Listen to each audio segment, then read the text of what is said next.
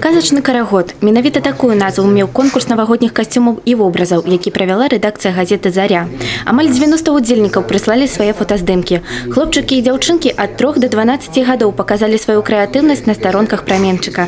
Рэдактар газеты Александр Логвинович адзначае, што конкурс праводзілі з адзінай мэтай – прывіць дзецям любоў да чытання.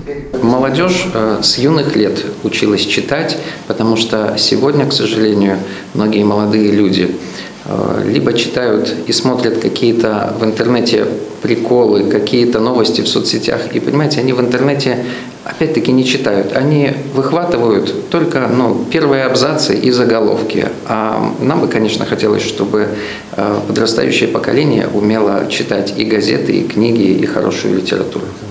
Дзіцячая старонка «Праменчык» была прыдумана супрацоўнікамі рэдакцыі «Заря» год таму. На ёй размяшчаюць сказкі, сканворды, загадкі. Таксама публікуюць аўтарскія работы саміх чытачоў. Конкурс «Праменчык» распачаў у канцы снежня. Удзел прынялі дзеці з усёй вобласці.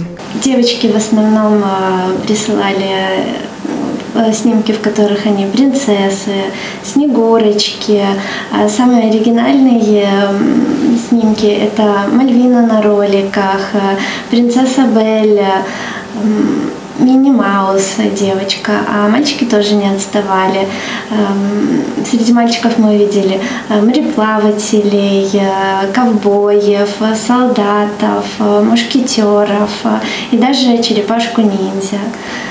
Члены журы, супрацоўнікі рэдакцыі, адабралі 10 фіналістаў, 3 з якіх сталі прызёрамі і атрымалі падарункі. Адбіралі па наступным крытэрыям – якасць фотаздымка, арыгінальнасць і ідэйнасць вобраза, складанасць і незвычайнасць касцюма. Мне очень нравится подарок, я буду с Танькой играть. Деткам елочка плесла, снег на ветках принесла, на елочку согреть, начинаю я надеть.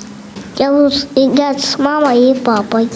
У будучым плануюцца яшчэ конкурсы і акцыі. «Праменчык» не развітваецца з чытачамі і чакае ад іх новых работ. Тацяна Ігнатавец, Юрый Плінда, тэлерадыёкампанія «Брэст».